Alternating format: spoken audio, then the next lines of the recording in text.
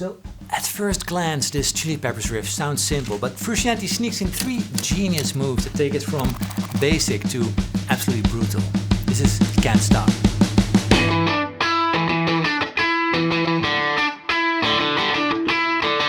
So this riff covers many aspects I see many beginner and even intermediate guitarists struggle with. I struggled with this. So for this riff goes, getting the notes right alone just doesn't get you there.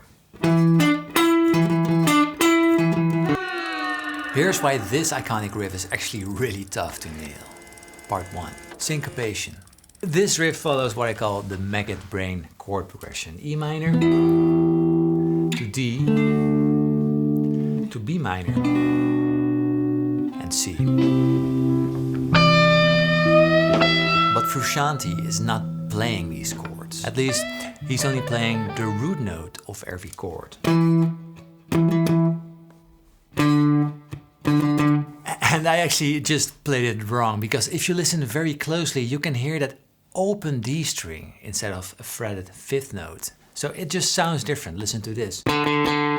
Open, fret 5. This is what he...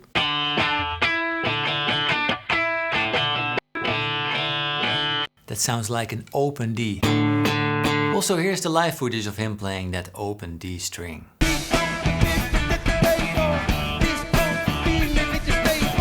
Anyway, it's details. But what's cool is that he chooses to embellish all the chords with the same 2 notes on top. The D and the E. So.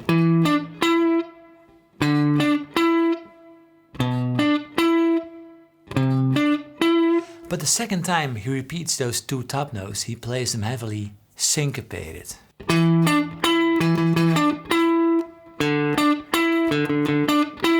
Non-syncopated.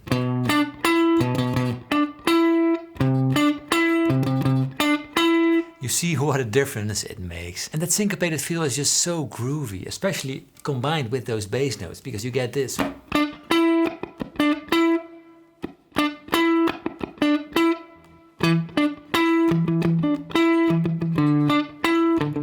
So what even is syncopation? Well, it's basically where you lay the accents on the off beats, so in between of the beats. So clap with me.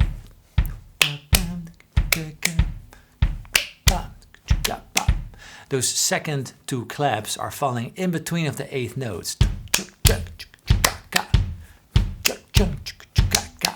That is just, it's super funky.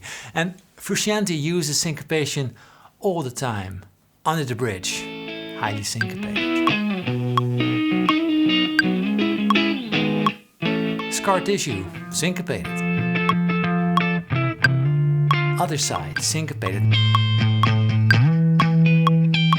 Mellow ship slinky, syncopated. Give it away, syncopated. So for guitarists it's actually really easy. Just look at John Frusciante playing this riff. It's only going down, up, down, up, down, up. You don't see the rhythm in his picking hand. And that's because we play the beats, the notes on the beats, using a downstroke. And the off beats, but your hand keeps the same rhythm, are played on the upstroke. And my hand isn't changing directions, it's only doing the same steady rhythm throughout the entire riff. And then we get this. Down, down, down, down, up, down, up, up.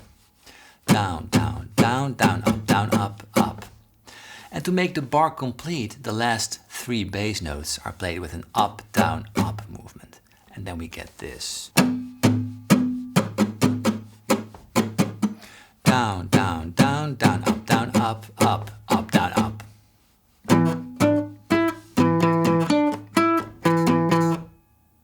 And there we are. We repeat that throughout the entire riff. Part 2, muting. Rather than not picking them, I tend to pick all the strings. And if I don't want a certain note to ring through, I'll lift my finger up on it without lifting up all the way. So a key element of Frusciante's playing style, I guess the hardest bit of this riff actually, is hitting more strings with the pick than you're actually hearing. A technique heavily drawing from funk music.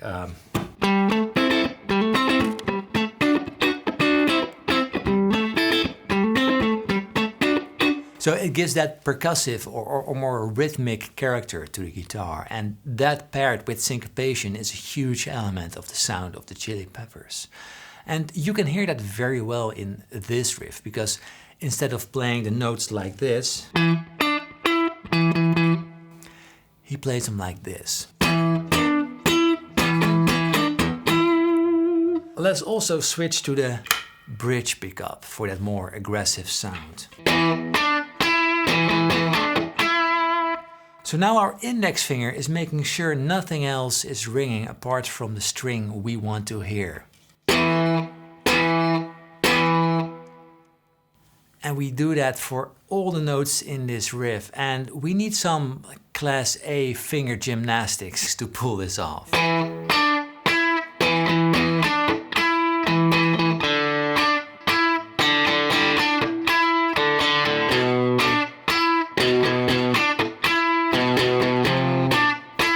That is exactly what so many beginner guitarists struggle with. And a great way to get started is to use an acoustic guitar. It's a little bit more forgiving in that regard. So to give you some idea, the index finger is doing the magic right here. The tip of the index finger is fretting fret 7 on the A string, but at the same time the tip is also muting that low E string, keeping it from ringing. And then the index finger is also barring across the G, B and E string, and also the D, by the way, so they are muted. So that's the magic right here. You should be able to pull this off before going forward. Then the hardest bit of this riff is where you wrap around the neck with the thumb, muting the low E and the A string. Now the D is open, and then the index finger is also barring the G, B and E string, so they aren't allowed to ring. And this is for the D chord.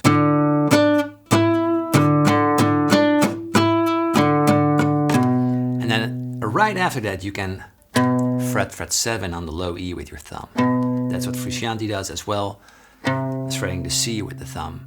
I fret the C with my middle finger because I like it. So start out slow and then move forward. That's key to getting this right. And this also gives us the option to play dead note or muted notes in between, and he does that exactly in between of that second D and E.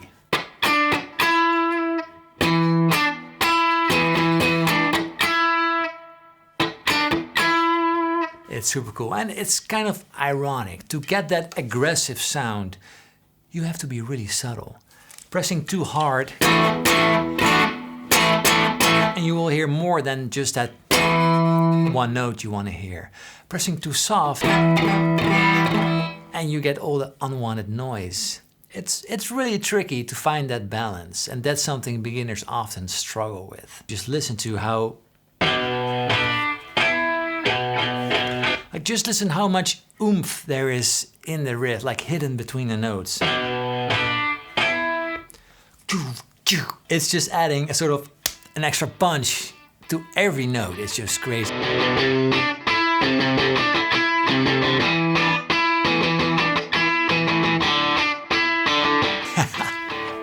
And notice how incredibly tight it is. He is hitting the notes hard, super hard, but at the same time he's gentle enough with that fretting hand to make sure all the notes you don't want to hear are muted. So, but then even if you're playing it right, chances are it isn't sounding as good. Why? Part 3, tone. So what surprised me getting into this video is how hard it was to get somewhat close to his tone. Because his tone is so clear and punchy, but at the same time it's dirty and thick. It's like, how does he do it? The secret lies in the stereo image, more on that later, and the use of 2 different amps. So on the record, if you listen very closely, there's 2 different sounds going on in that riff, and I isolated both of them. So this is the first sound. Listen to how clean it sounds. Do you hear it? Clean and bright. So that clean sound gives a much tighter attack, and it has lots of clarity, right? Very bright. It's also less compressed overall. So, and now the other sound. Let's first hear the first one. And the second. You see? Way more overdriven, giving it that thick, dirty and massive sound, also gluing everything together nicely. So one more time, the difference, clean.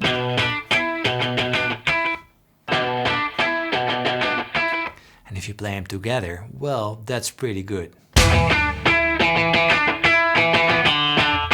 But it doesn't end here, because what they do to emphasize the difference is spread out the sounds. The clean sound is going on the left channel and the overdriven sound exclusively on the right channel. And if you pan it like this, it sounds massive.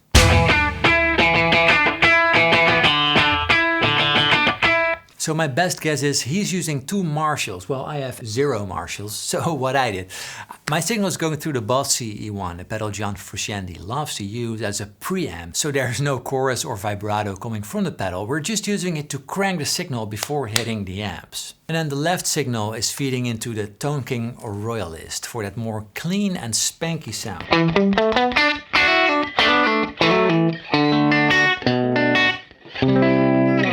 And the other is going to the Hook Wizard, a more overdriven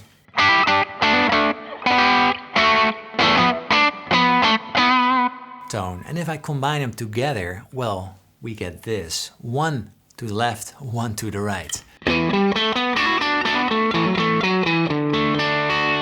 if I play the riff,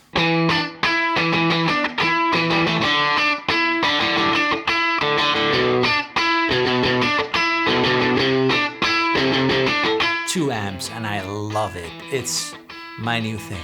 So this isn't for everyone, and I get it, and it's really not as important as the other factors we discussed, but being aware of not dialing in too much gain so we're drowning out that punch in that attack, but still having some meat to the sound, well, that's some valuable knowledge. A trick can be to use an overdrive pedal with a clean blend or to mix in some of the DI signal to get more close to the recorded tone. You don't have to copy it one-on-one, but if you're wondering why it doesn't sound as thick and as massive as Frusciante, well, this is a clear guide to get you into the ballpark. Also, I'm playing a Tele because to me, this sounds like a Tele. In the video clip, he's playing a different guitar altogether, but word is he used that guitar because it matched the video clip better, the aesthetics of it. Also, I'd love to hear from you. What do you think about this riff? Do you like it? What's your favorite Frusciante riff? And do you want me to take a look at a different riff for a new video in the future? Please let me know down in the comments, and thank you so much for watching. Have a lovely day. Run a marathon yesterday.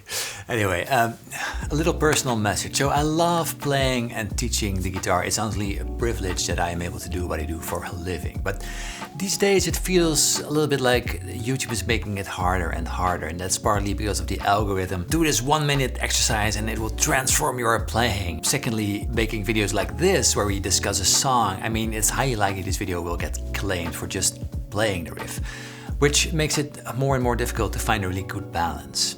So in order to keep doing what I love, I first started making guitar courses, from next level playing to acoustic adventure. I just love how well received they are by many of you. So if you're a student here on YouTube or in the courses, thank you so much. It's because of you that I can do what I do. So it really means a lot. And secondly, I thought it would be fun to sort of in a light-hearted way share snippets and tips to level up your playing in a completely free way. So if that is something you'd be interested in, make sure to click the link below. It's called the Inner Circle. We're still shaping it, we're still finding a way to get the most out of this, but it's gonna be super fun. All these tips I'm sharing helped so much of my students before, and well, I'm sure it will help you. Thanks so much for watching again, and see you around. Cheers.